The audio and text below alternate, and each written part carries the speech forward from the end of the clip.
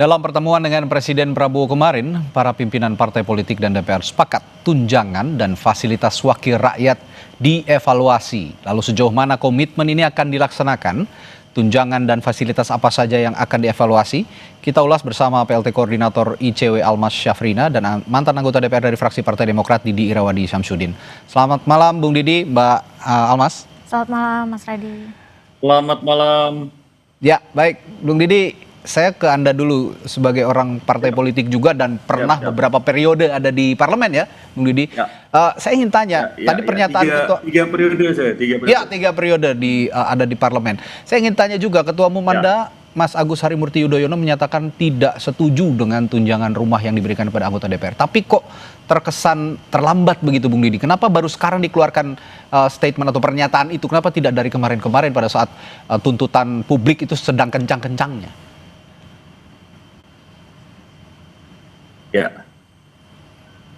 Ya, silakan Bung Didi. Baik, pertama-tama tentu memberikan apresiasi kepada Presiden Prabowo dan juga Ketua Umum kami ya yang kemarin memberikan statement dan pernyataan. Saya kira untuk suatu hal yang baik tentu ada istilah yang terlambat ya. Ini selama ini saya melihat, saya agak menyesalkan ya, sahabat-sahabat di DPR, sahabat-sahabat saya di DPR agak terlambat membuka komunikasi dengan publik terkait tunjangan-tunjangan ini ya. Adanya tunjangan ini kalau dibicarakan dari awal dengan publik sebelum di launching turunnya tunjangan yang 50-60 juta itu, ketika publik nggak setuju jangan jalan gitu kan, bisa mengadakan memanggil ya, meminta pendapat publik ya dari tokoh masyarakat, tokoh kampus dan lain-lain. Ini boleh nggak ini? Oke. Peka lagi ya mereka ya. Jadi kita nggak bisa menyalahkan presiden atau ketua umum partai yang ada, ketua fraksi dan ketua partai yang ada. Tetapi saya kira lebih pada kesalahan tidak, mohon maaf, kurang transparan dan kurang membuka komunikasi kepada publik terkait anggaran ini ya. Menyangkut anggaran itu hal yang sangat peka, hal yang sensitif. Harusnya bukan masalah jumlahnya besar ya, tentu ini jumlah yang cukup besar, tapi kalau transparan ya, lalu membuka kepada publik itu lebih baik. Dan lebih baik lagi jika lebih peka pada masyarakat tentunya ya, dengan melihat kondisi hari ini masih banyak orang yang sulit ya, pengangguran terdidik meningkat, belum lagi daya beli masyarakat yang sulit ya, penghasilan guru yang kecil pula. Harusnya ada rasa peka, rasa empati terhadap ini menurut saya. Jadi ini suatu hal yang nggak boleh diulangi lagi ke depan oleh sahabat-sahabat saya di sana. Saya yakin masih banyak sahabat-sahabat yang baik yang mementingkan kepentingan rakyat.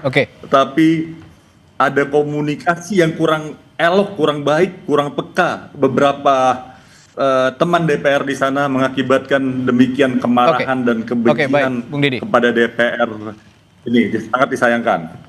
Bung Didi, tapi bagaimanapun Demokrat menempatkan representasi wakil rakyatnya di DPR. Jika Anda berbicara DPR, berbicara juga Demokrat yang ada di DPR begitu. Kenapa ini tidak pemikiran ini tidak segera saja langsung diambil inisiatif oleh Partai Demokrat? Kami tidak setuju sejak awal dan kami mengimbau kepada anggota-anggota yang lain juga untuk mengikuti kami sebagai anggota parlemen dari Partai Demokrat begitu, Bung Didi. Saya kira ini bukan persoalan Demokrat aja ya. Ini saya kira seluruh partai ada fraksi dengan jumlah kursi yang besar. Ya, saya menyesalkan semuanya ya. Saya harus objektif ya, menyesalkan semuanya. Kita nggak bisa bicara Demokrat fraksi terkecil hari ini ya, tetapi di sana ada fraksi-fraksi besar, fraksi-fraksi menengah, Demokrat termasuk yang artinya Anda merasa suara Partai Demokrat tidak terlalu didengar selama ini, bagaimana? Artinya ini persoalan seluruh, begini, harus melihat ini seluruh yang saya kira sudah bagus ya, langkah yang tidak ada kepekaan, tidak ada rasa empati itu lebih tidak baik ya. Memang kita harus berani mengkritisi, introspeksi, agak terlambat semua partai yang ada di sana. Jadi ini bukan arahnya Partai Demokrat atau partai mana, tetapi semuanya Ya. ini menjadi evaluasi yang baik ya. Rasa ada transparansi, ada kepekaan terhadap masyarakat. Tidak ada segelintir anggota dewan yang mengeluarkan kata-kata yang kurang elok ya. Hal yang sepele kalau kita lihat kemarin ya. Hanya menari-nari di DPR yang sebenarnya dalam keadaan negara normal baik-baik saja, wajar aja ya. Orang menari, negara sedang tidak baik-baik saja ya. Tetapi lalu ada konten-konten, ada pernyataan-pernyataan yang kasar, itu yang disesalkan, akibatnya menambah kemarahan soal tunjangan yang dari awal menurut saya kurang peka terhadap masyarakat. Oke, baik Bung Didi, saya sepakat dengan apa yang Anda utarakan soal bagaimana DPR menyikapi keluh kesah publik secara kolektif dan kolegial, itu yang tidak muncul secara kelembagaan di DPR saat ini. Tapi kita geser lagi ke topik tunjangan, soal tunjangan ini. Tapi sebelum saya lanjutkan perbincangan bersama Mbak Almas, saya ada visual terbaru yang akan kami hadirkan saat ini, bahwa TNI Polri saat ini menggelar patroli lanjutan yang dilakukan di sejumlah wilayah di Jakarta. Ini adalah visual terkini yang Anda saksikan, visual terbaru yang kami sajikan di layar kaca Anda, untuk memastikan ibu kota ataupun Jakarta saat ini masih dalam keadaan kondusif, keadaan aman, setelah kemarin berhari-hari ada aksi unjuk rasa atau aksi demonstrasi yang berujung kericuhan. Meskipun unsur kericuhan itu tidak serta-merta dilakukan sepenuhnya oleh para pengunjuk rasa. Presiden saja sudah mengatakan bahwa ada penyusup, ada orang-orang yang tidak bertanggung jawab untuk menciptakan huru-hara pada saat aksi unjuk rasa dilakukan di sejumlah titik di Jakarta, termasuk juga di beberapa daerah di Indonesia. Ya, kembali ke topik kita malam hari ini soal tunjangan DPR yang akan dievaluasi oleh DPR maupun pemerintah. Mbak Almas, kalau melihat beberapa item tunjangan yang sekarang diberikan oleh DPR, saya yakin ICW sudah mengantongi beberapa item itu ya. Apa yang harus dievaluasi? Kalau kemarin Pak Prabowo mengatakan bahwa harus ada evaluasi terhadap tunjangan, tapi tidak secara spesifik tunjangan apa yang seharusnya item-item mana saja yang harusnya dievaluasi? Iya, sebetulnya kalau dilihat memang gaji pokok DPR itu kecil, tidak terlalu besar. Tidak terlalu besar, 5 jutaannya tergantung lah jabatannya ada di posisi apa begitu ya. Tapi komponen tunjangannya kan banyak sekali. Ada tunjangan jabatan, tunjangan komunikasi, bahkan kemarin yang juga sempat ramai karena terjadi kenaikan yang sangat signifikan, misalnya tunjangan terkait dengan beras, bensin dan sebagainya begitu ya. Jadi saya rasa kalau misalnya akan dilakukan evaluasi, ini yang dilakukan evaluasi adalah evaluasi yang menyeluruh. Bahkan menurut kami di ICW yang dievaluasi bukan hanya terkait dengan gaji atau tunjangan yang didapatkan oleh anggota DPR, tetapi item lain ya? Iya, tetapi sehubungan dengan anggaran DPR itu sendiri.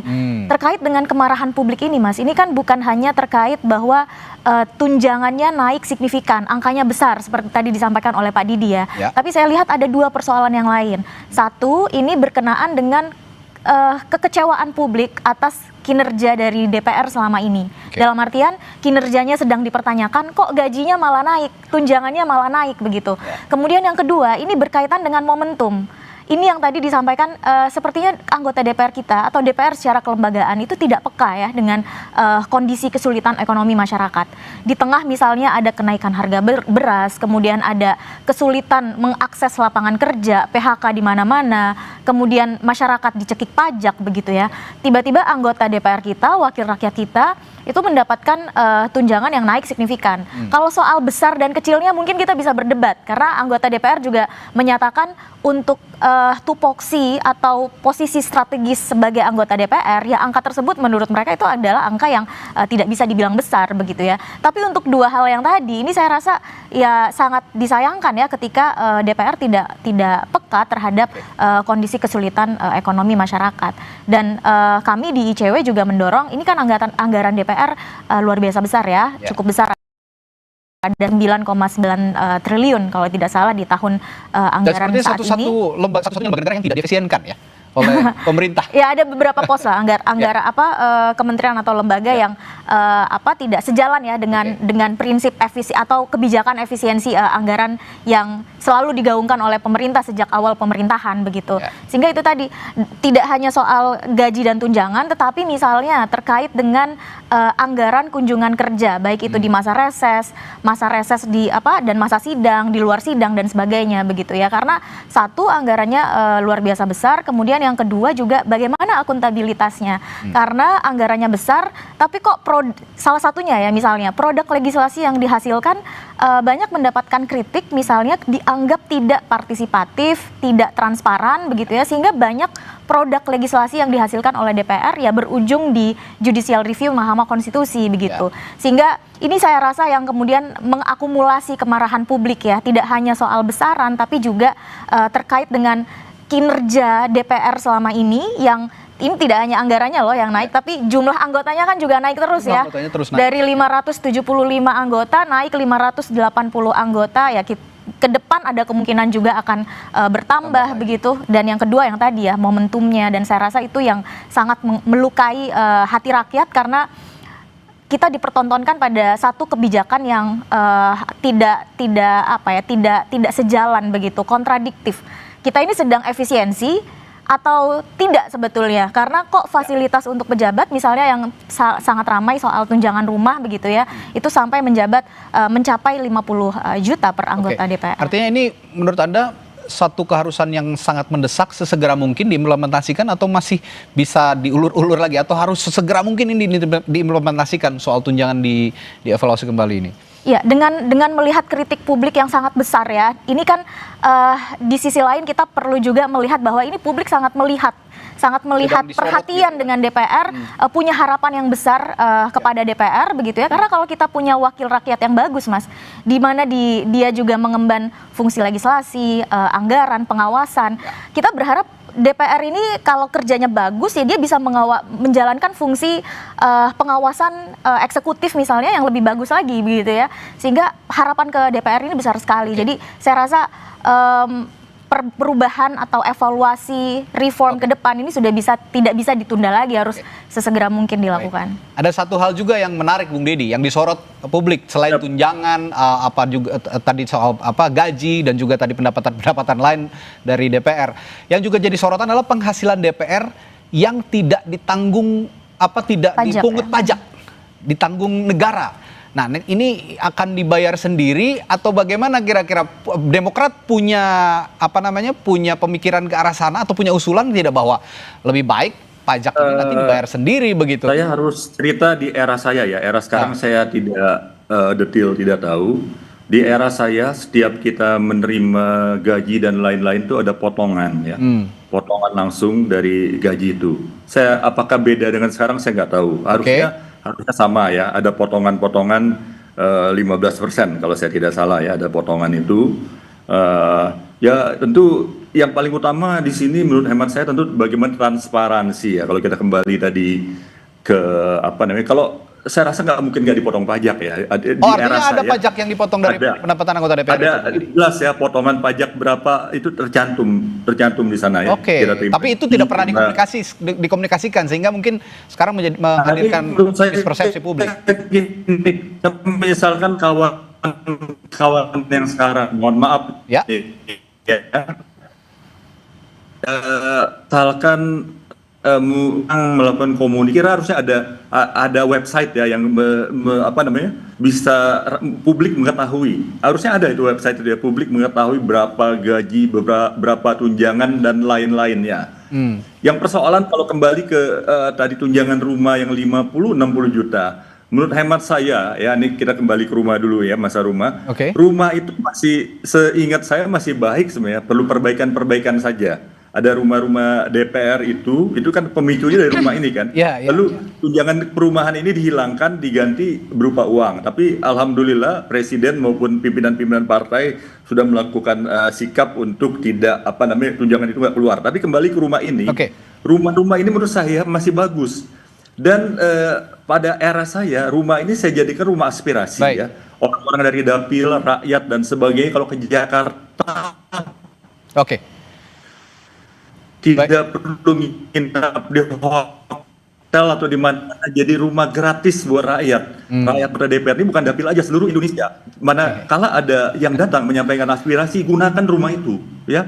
Rumah itu gunakan sebaik-baiknya. Memang ada sebagian rumah ditempatin oleh anggota-anggota dari daerah. Karena saya punya rumah di Jakarta, tapi ini kembali lagi gagasan perbaiki saja rumah yang ada gitu loh. Nah, kenaikan tunjangan itu kurang komunikasi oleh dengan ya. Sebenarnya ini gagasan yang sangat baik yang harus juga bisa dicontoh oleh teman-teman di DPR saat ini. Saya akan lanjutkan hal itu nanti, tapi saya akan juga mengajak Anda pemirsa Sapa Indonesia Malam untuk melihat visual terkini lagi dari proses patroli yang digelar oleh TNI Polri gabungan di sejumlah wilayah di Jakarta untuk memastikan kondisi Jakarta dalam keadaan kondusif setelah berhari-hari kemarin dilanda aksi unjuk rasa yang berujung kericuhan di sejumlah wilayah di Jakarta. Dan perbincangan soal tunjangan DPR yang akan dievaluasi ini akan kami lanjutkan di Sapa Indonesia Malam sesaat lagi. Tetaplah bersama kami.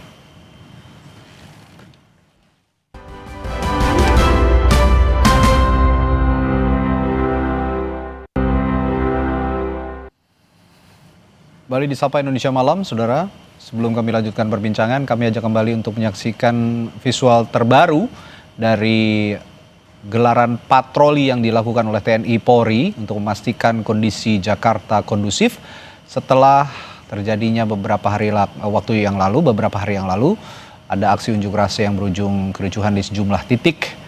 Dan tentu saja sekali lagi saya katakan bahwa ini kerusuhan yang terjadi atau kericuhan yang terjadi bukan semata-mata karena pengunjuk rasa, tapi ada hal-hal yang tidak diinginkan yang juga dikembangkan oleh pihak-pihak tertentu yang ingin adanya huru-hara seperti yang juga sudah ditegaskan oleh Presiden Prabowo Subianto. Ya, kembali ke perbincangan kita malam hari ini. Saya ke Mbak Almas. Mbak Almas, tadi kita bahas soal pajak yang dibayarkan oleh negara. Jadi gaji anggota DPR ini memang dipungut pajak, tapi pajaknya dibayarkan oleh negara. Beda sekali dengan pekerja seperti kita ini yang membayar sendiri pajak penghasilannya. Apakah ini juga menurut Anda perlu dipangkas atau perlu ditinjau ulang? Jadi memang ada di peraturannya ya, peraturan Menteri Keuangan tahun 2010. Nggak tahu nih kalau ternyata berbeda lagi ya, karena tadi ada bantahan. Tetapi yang kami ketahui, yang ICW sudah coba cek begitu ya, memang anggota DPR itu bukan bebas pajak, tetapi pembayaran PPh 21-nya itu dibebankan ke APBN atau APBD begitu. Dalam artian ya dibayarkan oleh negara dengan jumlah-jumlah yang sudah diatur oleh undang-undang begitu ya, sehingga itu juga yang kemarin juga memicu protes publik begitu ya, karena di saat yang bersamaan juga Kementerian Keuangan misalnya mengeluarkan kebijakan-kebijakan terkait dengan pajak yang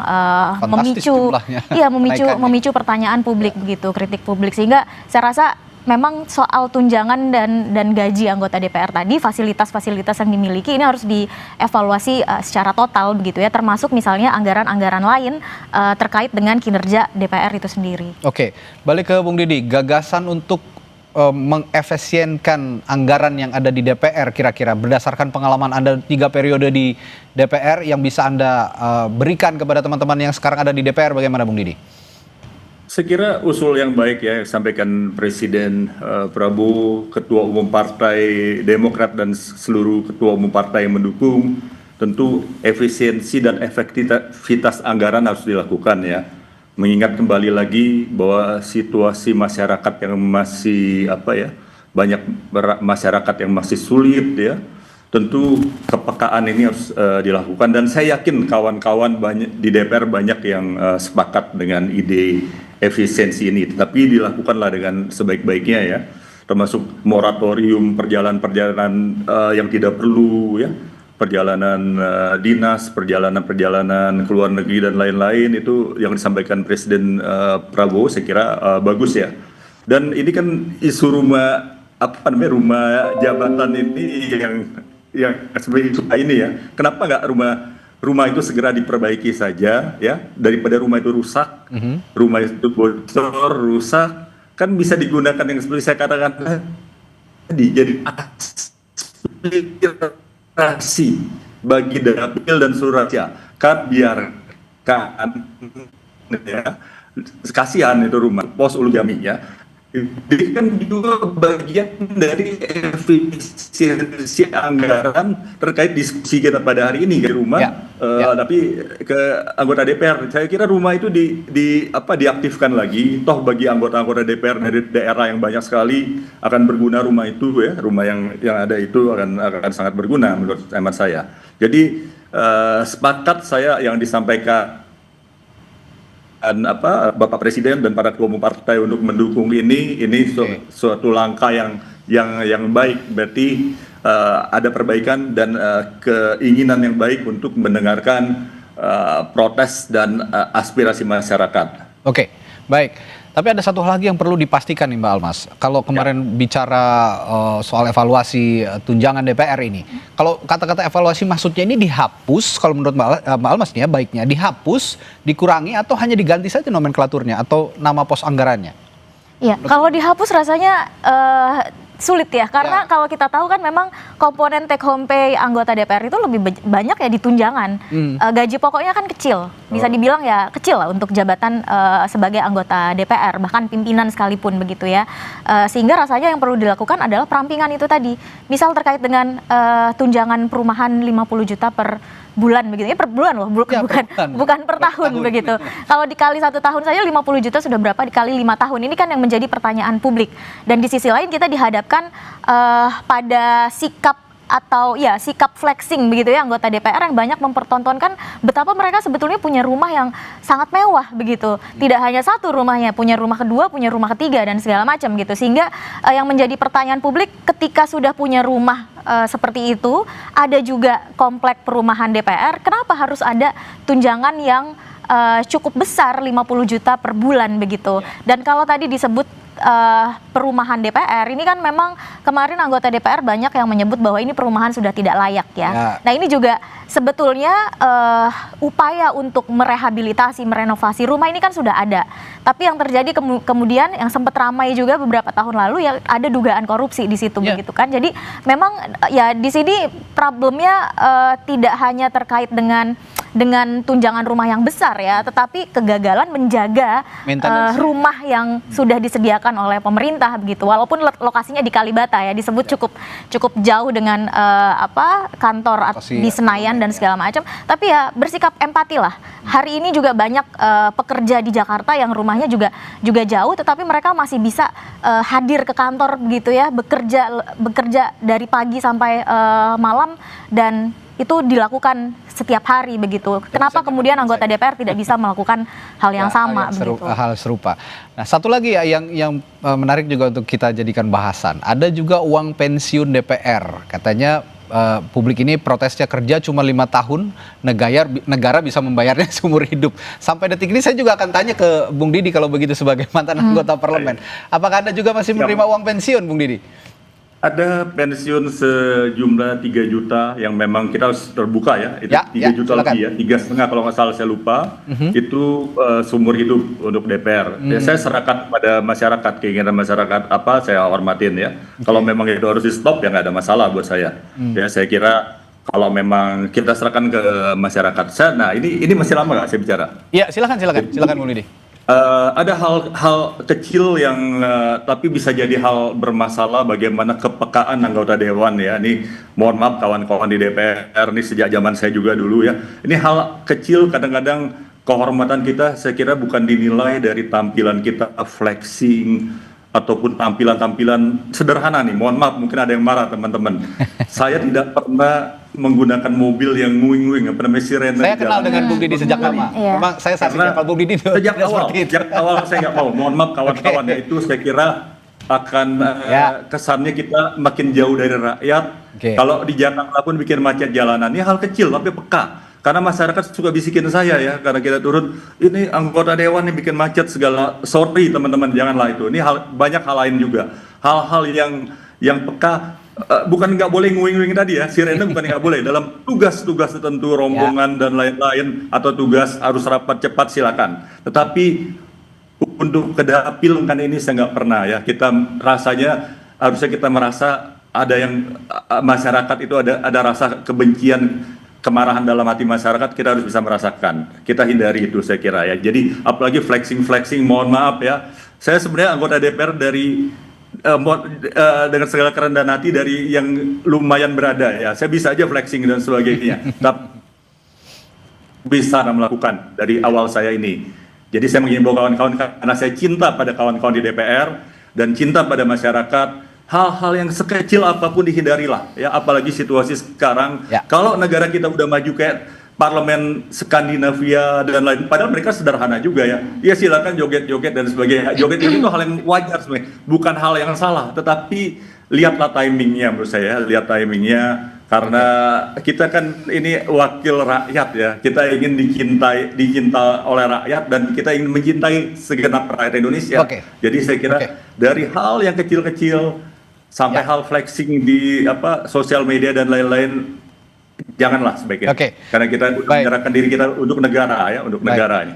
Terakhir saya ke Mbak Almas. Lalu Mbak Almas, bagaimana menurut Anda membuat kinerja DPR terutama penggunaan uang negara ini bisa lebih akuntabel, bisa lebih transparan dan diketahui publik, terutama soal produktivitas DPR juga yang harus dipertanggungjawabkan, mengingat tadi anggaran yang dikeluarkan juga tidak sedikit untuk DPR. Iya, saya rasa apa yang terjadi hari ini, Mas, bagaimana publik memberikan kritik yang keras begitu ya kepada DPR yang anggaran tunjangannya naik, kemudian juga kinerjanya dipertanyakan dan lain-lain. Ini adalah pembelajaran yang penting sekali. Ini sudah tidak lagi anggota DPR memang harus berubah. Bahkan tidak hanya anggota DPR, tapi seluruh pejabat kita. Karena yang menunjukkan gaya hidup mewah, kemudian yang mendapatkan fasilitas kelas atas begitu. Ini kan bukan hanya anggota DPR, tapi juga pejabat-pejabat kita di eksekutif begitu ya.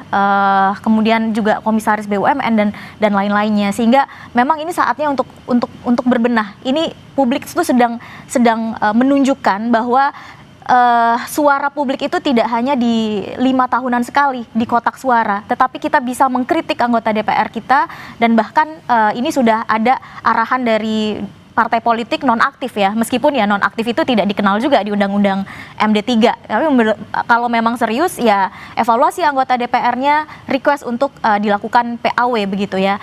Kemudian untuk meningkatkan akuntabilitas, sebetulnya di era teknologi digital sekarang rasanya ada banyak sekali cara yang bisa dilakukan oleh DPR.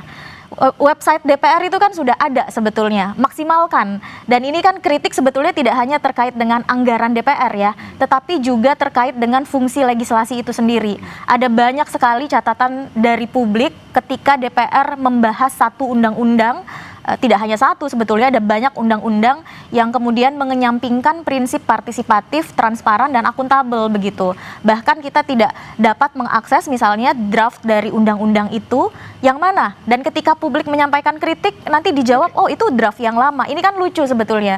Kalau agar tidak ada kesalahpahaman di publik, ya sajikanlah informasi terupdate yang bisa diakses oleh DPR, oleh publik begitu ya, terkait dengan kerja-kerjanya DPR begitu. Fungsi legislasinya, kemudian hasil pengawasan, kunker tadi misalnya yang banyak dibahas, baik itu ke dapil, kemudian ke luar negeri dan segala macam. Laporannya itu kita bisa akses di mana, dan tentu saja laporan yang diharapkan publik itu kan tidak hanya selembar 2 lembar yang menjelaskan oh hari ini pergi ke sini agendanya ini begitu ya, tapi apa hasilnya? Ya kita kan harus bicara hasil. Kalau sekedar misalnya kunjungan ya kenapa tidak dilakukan desk study aja begitu? Kalau saya berpikir ini memang harus immediate, harus sesegera mungkin diimplementasikan supaya juga publik bisa bukan hanya terpuaskan, tapi juga bisa memaklumi kondisi-kondisi yang terjadi saat ini, terutama jika anggota DPR-nya juga bisa lebih bersahaja, lebih bisa berempati mengikuti perkembangan publik saat ini. Terima kasih PLT Ketua Koordinator ICW, Mbak Almas Syafrina, dan juga mantan anggota DPR RI dari fraksi Partai Demokrat, Bung Didi Irawadi Samsudin.